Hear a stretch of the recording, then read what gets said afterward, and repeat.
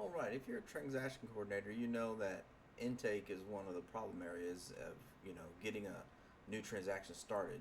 So that's where this feature comes in handy where you can extract data from any document per, especially, real estate purchase agreements. So let me upload one and demonstrate how this works. And there we go. So there you go. Now the document's uploaded. And from here, you can review the document, make sure it's the right one, and then you can go ahead and start your extraction. And then once you start that, the AI is going to go through this whole contract. It can be many pages, however long it is. It doesn't really going to affect anything, but it's going to look through the whole contract and find the buyer's name, seller's name, agent's name, title company, financial data, the type of loan, initials, all those pertinent type of data. It's going to extract all that, and then you can use that later to build emails, to build forms, things like that. And you can see here the extraction is done. I mean, that was like around 12 seconds or so. And then see, you get all these different, it puts it in categories so you can review the data. So right now we're on this step here, so we can review this. You got the address, so you don't, it's wrong, you can fix it, but it got it right here. So, and it normally always gets it right. Here's a escrow agent's address. You can see that. If you want to edit that, you can. You can edit all this stuff.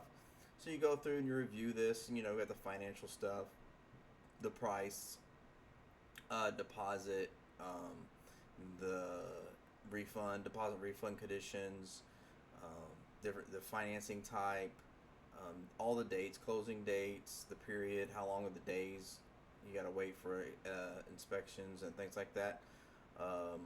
And you got all these different fields, right? All the initials. And then from there, you can do a public record check to verify the information, just if as a convenience, and you click continue.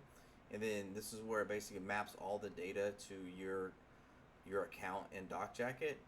And then you click create jacket, and it creates a jacket for you. Basically, it's a transaction record.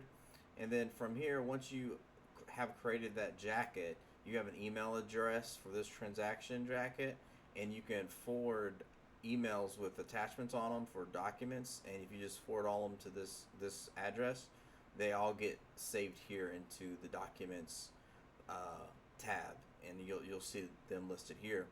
And then we have a checklist here where you can use your AI to make your contract to close checklist, or the different types of checklists. And then you can basically, you say if you're a buyer or seller side or both sides.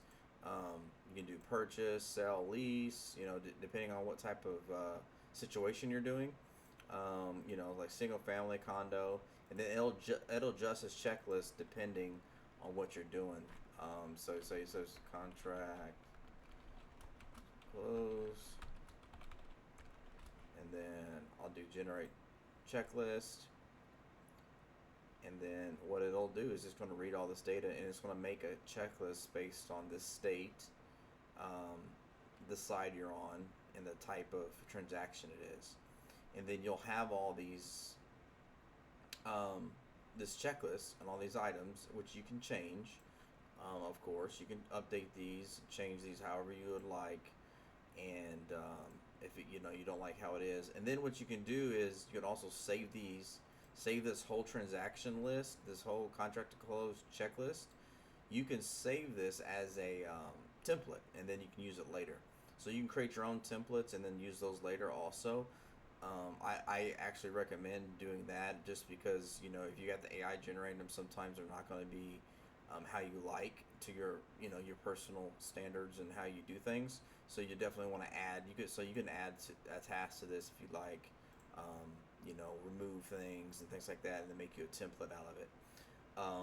And then over here you got the message board. So the message board is where you can send emails from here, and you can send them to everybody, to anyone. And this would be from your account that you connected to DocJacket, Gmail, which we have that integration, and also Outlook. You could use either one of those. And we have the templates you can use, and you can select the template you would like to use. You can see We have a lot of different templates that all have the smart fields in it, for the names and the address and all the different things you need for those, and you can make new ones too. And then same thing for SMS.